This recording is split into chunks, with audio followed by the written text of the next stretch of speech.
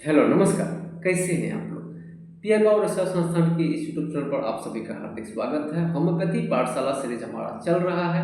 इस होम्योपैथी पाठशाला में हम लोग लर्निंग करते हैं होम्योपैथी का, ताकि आपको नॉलेज एंड स्किल बढ़े और आप अपने कार्य को बेहतर तरीके से कर पाए। चलिए, इसी सिलसिले में आज का हमारा विषय है केस टेकिंग प्रोफर्मा कैसे बनाएं। जी हाँ, केस टेकिंग प्रोफर्मा कैसे बनाएं, इस पर आधारित है हमारा आज का ये सेशन। पहले हम लोग जान लेते हैं केस टेकिंग प्रोफर्मा है क्या। तो किसी पेशेंट का पूरे वृत्तांत, जो उसके हिस्ट्री है डिजीज से संबंधित हिस्ट्री, प्लस उसके जो प्रेजेंट कंडीशन है, उन सारे चीज़ों का एक एक्यूमुलेशन कहा जाए, कलेक्शन कहा जाए, ये इसी को हम लोग केस टेकिंग प्रोफर्मा कहते हैं। इस केस टेकिंग प्रोफार्मा से हमें उस व्यक्ति के डिजीज के पूरे हिस्ट्री का पता चल जाता है कि कहाँ से स्टार्टिंग है, क्या ओरिजिन है, ठीक है, कहाँ कहाँ पे इसका जो है ज़्यादा ज़्यादा इफेक्ट हो रहा है। तब हमें एक उपयुक्त मेडिसिन तक पहुँचने में आसानी हो पाती है। चलिए जानते हैं केस टेकिंग प्रोफार्मा के बारे में। तो सबसे पहले आपको करना क्या है कि उस पेशेंट का नाम लिखना है। उसके बाद अगर हो सके तो आप इसको प्रिंट आउट करवा लें। टेस्टिंग प्रोफार्मा हम आपको दे रहे हैं, तो इसमें नाम दीजिए, एज दीजिए और सेक्स दीजिए, वो मेल है या फीमेल है। उसके बाद वह दीजिए कि वो कितने समय से पीड़ित है, मतलब जो है 6 मंथ्स या 1 ईयर, 2 ईयर, 3 मंथ्स, वो दीजिए। Duration of the disease, duration of the disease दीजिए, मतलब रोग की अवधि।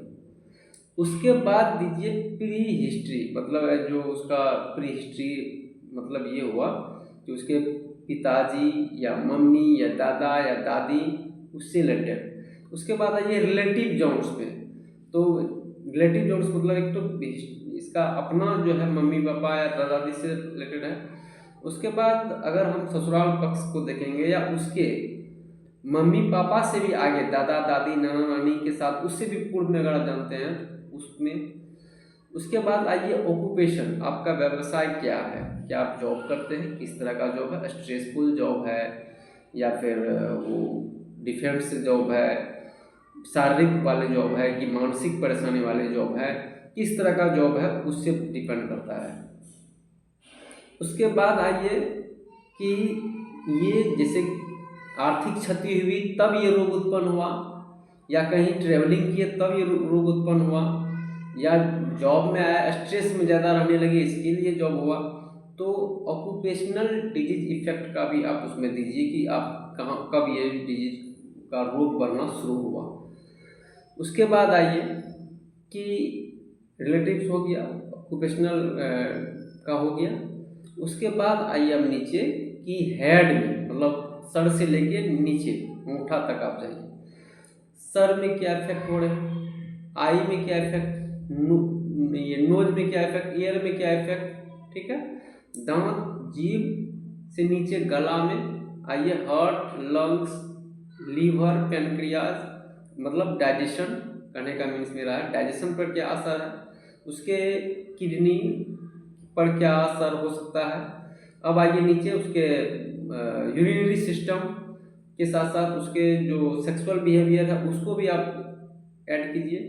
स्केलेटल सिस्टम पे क्या उसका असर हो सकता है, थिंकिंग स्किल्स उसका कैसा है, मन कैसा है, रात में नींद कैसा आता है, ये हर एक पॉइंट को आप लिखिए इंग्लिश में या हिंदी में। उसके बाद आप आइए क्या उसे डर लग रहा है, मन स्थिति जो है उसका, वह कब वो मोटिवेटेड महसूस करते हैं। उन सारी चीज़ों को लिखने के बाद, एक एक करके लिखने के बाद, तब आप फाइनली जो है पहुंच पाएंगे कि इस व्यक्ति के लिए कौन सा मेडिसिन उपयुक्त हो पाता है। ठीक है, पहले हम लोग ये केस टेकिंग प्रोफार्मा को जान लेते हैं, फिर उसके बाद हम लोग मेडिसिन को कैसे सेलेक्ट करेंगे उस पर हमारा सेशन आएगा। तो इस तरह से अगर आप प्रोफार्मा बनाएंगे तो उसमें हमको लगता है कि 40 से 50 पॉइंट आपका बन जाता है। तो जब आप किसी पेशेंट से बात कर रहे हो तो आई कांटेक्ट आप बनाए रखें पेशेंट के साथ, और वो जो है आप सारे कॉलम्स को भरें। एज क्या है, सेक्स क्या है, ड्यूरेशन ऑफ द डिजीज क्या है, उसके पेरेंटल हिस्ट्री क्या है, उसकी ऑक्यूपेशनल हिस्ट्री क्या है, कब ये रोग बढ़ा, मतलब जो है क्या जॉब में आने के बाद 6 महीना होने के बाद, स्ट्रेसफुल रहने के बाद, आर्थिक क्षति आई तब, या शादी हुई तब, ये सारी चीज़ों का आप एक बार उसका ऑक्यूपेशनल बिहेवियर का आप डाटा लीजिए। उसके बाद रिलेटिव्स का लीजिए। उसके बाद मान चलिए हेड पर क्या असर है, बाल पे क्या असर है, नोज पे, ईयर पे, माउथ पे, डाइजेशन पे, डाइजेशन पे, हार्ट पे, लंग्स पे, यूरिनरी सिस्टम पे, एक्सक्रीटरी, मतलब हर एक चीज़ों पर आप उसको लीजिए। उसके बाद मन स्थिति पर उसका डाटा लीजिए कि मन स्थिति में कैसा है, कब वो अपने आप को खुशी महसूस करता है, डर लगता है, नींद कैसा आता है। ये लेने के बाद उसका जो है आपको high BP, low BP, weight, pulse, इतना तो ज़रूर आपको चेक करना ही करना है। इतने सारे चीज़, वेट भी आपको चेक करना है। तो ये सारी चीज़ों को चेक करने के बाद आप देखेंगे कि एक उपयुक्त मेडिसिन तक आप पहुंच पाएंगे। तो केस टेकिंग प्रोफार्मा बनाना इसलिए बहुत इम्पोर्टेंट है कि हमको उस पेशेंट के बारे में पूरी जानकारी मिल जाती है। ठीक है, डिजीज कब आया, रोग कब हुआ, किस मंथ में हुआ, किस ईयर में हुआ, और क्या क्या खान पान की वजह से भी ऐसा हुआ, वो किस तरह का भोजन ले रहे हैं, वो भी आप उसके टेकिंग प्रोफार्मा में दीजिए कि क्या वो वेज है या नॉन वेज है, उसको भी शामिल कीजिए। क्या खाने पर रोग बढ़ता है, क्या खाने पर रोग नहीं बढ़ता। तो पूरे अगर आप टेक, तो हमको लगता है कि अगर आप अपने हिसाब से बनाएंगे, बहुत सारी चीज़ों को ऐड करेंगे, तो वो 50 से भी ज़्यादा आ सकता है, 70-80 पॉइंट्स हो सकते हैं, 100 पॉइंट्स हो सकते हैं। तो केस टेकिंग प्रोफार्मा आप पर निर्भर है, आपके स्वविवेक पर निर्भर है कि आप किस तरह से मेडिसिन को सिलेक्ट करते हैं, आपके पास पैरामीटर क्या है। अगर आप 3-4 चीज़ों पर ही काम करते हैं तो आपका पैरामीटर 3-4 पॉइंट पर ही निकल सकता है। लेकिन केस टेकिंग प्रोफार्मा से होता क्या है कि उस पेशेंट का पूरा डाटा आपके पास रहता है, तो आप मेडिसिन को बड़ी आसानी से सिलेक्ट कर सकते हैं।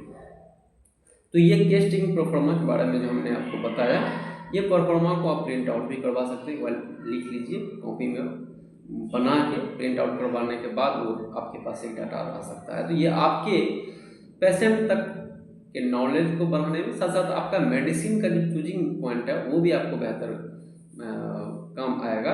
इससे आपके नॉलेज में बहुत ज़्यादा इजाफा होगा। क्यों? क्योंकि आप पूरी केस हिस्ट्री को जब लेंगे तो फिर इससे आपका होम्योपैथी का नॉलेज भी बढ़ेगा। तो केस टेकिंग प्रोफार्मा यही है, इसका प्रोसेस यही है। इससे किसी भी रोगी का हम लोग पूरा वृत्तांत को जान पाते हैं, इससे एक अच्छा मेडिसिन तक हम पहुंच पाते हैं। तो वन ऑफ द बेस्ट ये एक आर्ट है, केस टेकिंग प्रोफार्मा को भरना, पेशेंट से बात करना और फिर उनके मुताबिक मेडिसिन का चयन करना। यही तो होम्योपैथी है, आर्ट है, विज्ञान है और ट्रीटमेंट भी है। चलिए, तो हमारा जो होम्योपैथी पाठशाला में आज का सीरीज था, ये केस टेकिंग प्रोफार्मा को कैसे बनाना है, कैसे भरना है। नेक्स्ट सेशन में हम जानेंगे कि मेडिसिन का हम लोग सिलेक्शन कैसे करेंगे। चलिए, मिलते हैं अगले सेशन में। तब तक के लिए आप जुड़े रहिए पीएल बाबू रिसर्च संस्थान की यूट्यूब चैनल पे। ये यहाँ पर आपको हेल्थ से संबंधित बहुत सारे कंसेप्ट क्लियर किए जाते हैं। धन्यवाद।